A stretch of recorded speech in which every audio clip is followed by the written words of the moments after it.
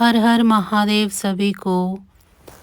बाबर के सेनापति मीर बाकी ने बाबर के आदेश का पालन करते हुए अयोध्या में भगवान श्री राम के मंदिर को तुड़वा दिया था।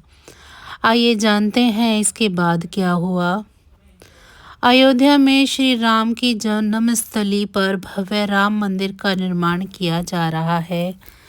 22 जनवरी को रामलला की प्राण प्रतिष्ठा होगी, लेकिन यह मंदिर बनना इतना आसान नहीं था। इस मंदिर को बनाने में 500 साल का संघर्ष लगा और कई राम भक्तों की जान चली गई। इस वीडियो के माध्यम से हम आपको राम मंदिर के इतिहास के बारे में बताने जा रहे हैं। यह कहानी 1528 से शुरू होती है। उस समय बाबर ने दिल्ली पर कब्जा कर लिया था और देश में मुगल साम्राज्य की नींव पड़ चुकी थी।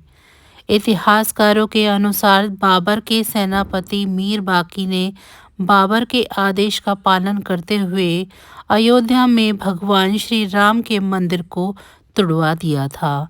मीर बाकी ने राम मंदिर को तुड़वा कर वहां एक ढांचा बनवाया और उसे बाबरी ढांचा नाम दिया। ऐसे ही कुछ साल बीत गए और साल आता है 1838। यही वो साल है जब अयोध्या में पहली बार सर्वे किया गया था। सर्वे करने वाले ब्रिटिश अधिकारी का नाम मॉन्टगोमेरी मार्टिन था, जिन्होंने वहां के बाबरी ढांचे में पाए गए खंबे हिंदू मंदिर से लिए गए हैं इस बारे में बताया। 1838 में पहली बार एक ब्रिटिश अधिकारी के सर्वेक्षण के बाद अयोध्या जी में हंगामा हुआ और हिंदू समुदाय ने दावा किया कि जिस स्थान पर बाबरी ढांचा है, ठीक उसी स्थान पर भगवान श्री राम का मंदिर था, जिसे बाबर ने अपने सेनापति मीर बाकी से तुड़वा कर वहां बाबरी ढांचा बनवा दिया था। साल 1853 आता है और पहली बार अयोध्या जी के दंगे होते हैं। विवाद बढ़ने पर मुस्लिम पक्ष ने जिला मजिस्ट्रेट के यहाँ अर्जी दाखिल की। 1859 में मजिस्ट्रेट के आदेश के बाद ढांचे के अंदर एक दीवार खड़ी की गई। इसके बाद मुसलमानों को ढांचे के अंदर और हिंदुओं को बाहर पूजा करने की अनुमति दी गई। 1885 में पहली बार मामला कोर्ट पहुंचता है। निर्मोही अखाड़ा के महंत रघुवर दास ने बाबरी ढांचा के बगल में राम मंदिर के निर्माण की अनुमति के लिए फैजाबाद अदालत में अपील दायर की, लेकिन 1886 में यह अपील खारिज कर दी गई। साल 1947 में देश आज़ाद हुआ। फिर यहाँ से राम मंदिर आंदोलन ने जोर पकड़ लिया। साल 1947 वह समय था जब देश को अंग्रेजों के चंगुल से आज़ादी मिली थी। आज़ादी के बाद राम मंदिर आंदोलन ने जोर पकड़ा और दिसंबर 1949 में अयोध्या में 9 दिनों के रामचरितमानस पाठ का आयोजन किया गया। 23 दिसंबर 1949 की रात ढांचे के अंदर भगवान राम की मूर्ति मिली। इसके बाद लोग वहां उस स्थान पर पूजा करने लगे। मुस्लिम पक्ष ने हिंदुओं पर विवादित स्थान पर मूर्ति रखने का आरोप लगाया। साल 1950 में फैजाबाद सिविल कोर्ट में 2 अर्जियां दाखिल की गई, जिनमें से एक में रामलला की पूजा की इजाज़त मांगी गई। दूसरी याचिका विवादित ढांचे में भगवान श्री राम की मूर्ति रखने की इजाज़त मांगी गई, लेकिन कोर्ट ने इस अपील को खारिज कर दिया। इस कदम ने राम मंदिर आंदोलन को नई धार दी। साल 1959 में निर्मोही अखाड़े ने एक बार फिर विवादित स्थल पर कब्जे के लिए मुकदमा दायर किया। इस बार अखाड़े ने कोर्ट से न सिर्फ राम चबूतरा बल्कि पूरी 2.77 एकड़ जमीन का हक मांगा। 2 साल बाद सुन्नी वक्फ बोर्ड ने भी कोर्ट में केस दायर किया। वक़फ़ ने मुसलमानों के पक्ष में केस दायर कर कहा कि यह बाबरी ढांचा पहले भी था और अब भी है। इसके बाद करीब 20 से 25 साल तक ये मुकदमा कोर्ट में चलता रहा। 1 फरवरी 1986 को फैज़ाबाद कोर्ट ने बाबरी ढांचे का ताला खोलने का आदेश दिया और हिंदुओं को मंदिर में पूजा करने की इजाज़त भी दे दी। लेकिन कोर्ट के इस फैसले से मुस्लिम पक्ष खुश नहीं हुआ और इस फैसले के खिलाफ हाई कोर्ट पहुंच गया।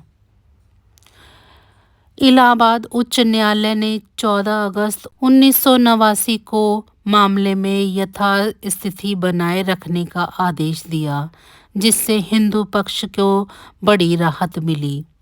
साल 1990 में 30 अक्टूबर को देश भर से बड़ी संख्या में कार सेवकों को अयोध्या पहुंचने का अनुरोध किया गया था।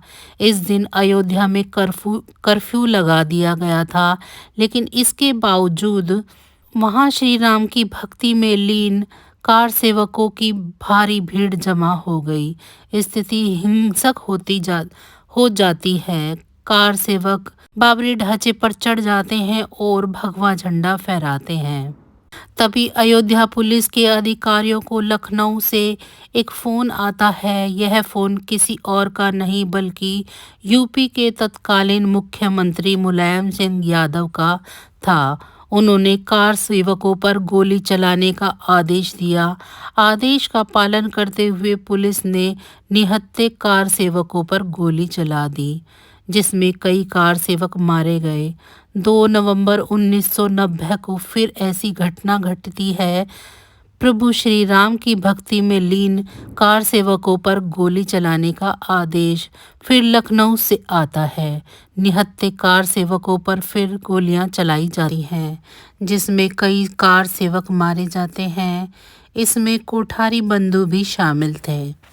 6 दिसंबर 1992 को कार सेवकों ने विवादित बाबरी ढांचा ढा दिया था। इसके बाद राम मंदिर के लिए आंदोलन और तेज हो गया। यूपी में 6 दिसंबर शाम 6 बजे तक राष्ट्रपति शासन लागू हो जाता है। कार सेवकों को लेकर जा रही ट्रेन गोधरा में आग लगा दी गई। इसमें कई लोगों की मौत हो गई। इसकी वजह से गुजरात में दंगे हुए और कई लोग मारे गए। यह साल 2002 की बात है। अप्रैल 2003 में इलाहाबाद हाई कोर्ट के 3 जजों की बेंच ने विवादित स्थल के मालिकाना हक पर सुनवाई शुरू की। भारतीय पुरातत्व सर्वेक्षण यानी ASI को वैज्ञानिक साक्ष्य जुटाने का काम दिया गया। ASI ने विवादित स्थल पर 6 महीने तक खुदाई की।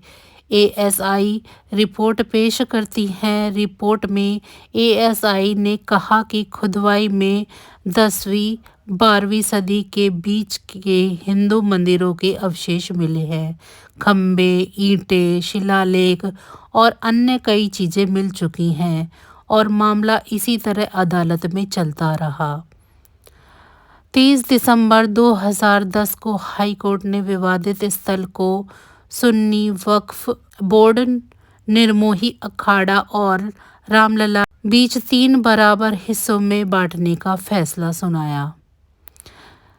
इस फैसले से तीनों नाखुश थे और साल 2011 में तीनों ने पहली बार सुप्रीम कोर्ट का दरवाज़ा खटखटाया। 9 मई 2011 को सुप्रीम कोर्ट ने इसे 3 बराबर भागों में बांटने के हाई कोर्ट के फैसले पर रोक लगा दी। साल 2018 में 8 फरवरी को सुप्रीम कोर्ट ने सिविल अपीलों पर सुनवाई शुरू करी। जनवरी 2019 में अयोध्या मामले की सुनवाई के लिए चीफ जस्टिस रंजन गोगोई की अध्यक्षता में 5 जजों की संवैधानिक पीठ का गठन किया गया। साल 2019 में 6 अगस्त को सुप्रीम कोर्ट में अयोध्या मामले पर रोजाना सुनवाई शुरू हुई और 16 अगस्त 2019 की सुनवाई पूरी होने के बाद फैसला सुरक्षित रखा गया। 9 नवंबर 2019 को सुप्रीम कोर्ट की 5 जजों की बेंच ने श्री राम जन्मभूमि के पक्ष में फैसला सुनाया। 2.77 एकड़ विवादित जमीन हिंदू पक्ष को मिल गई। सुप्रीम कोर्ट के फैसले के बाद भारत सरकार ने श्री राम जन्मभूमि तीर्थ क्षेत्र का गठन किया। एक ट्रस्ट जिसे राम मंदिर के निर्माण की देखरेख सौंपी गई। प्रमुख सदस्यों वाले ट्रस्ट को धन जुटाने, योजना बनाने और निर्माण को क्रियान्वित करने की जिम्मेदारी दी गई थी। राम मंदिर का निर्माण आधिकारिक तौर पर मार्च 2020 में शुरू हुआ। 5 अगस्त 2020 को प्रधानमंत्री नरेंद्र मोदी द्वारा आयोजित शिलान्यास समारोह के साथ इस कार्यक्रम ने अयोध्या और पूरे भारत के सांस्कृतिक और धार्मिक इतिहास में एक महत्वपूर्ण क्षण को चिन्हित किया। निर्माण प्रक्रिया को अस्थायी निलंबन का सामना करना पड़ा, जिसमें कोविड-19 महामारी का कारण भी शामिल था।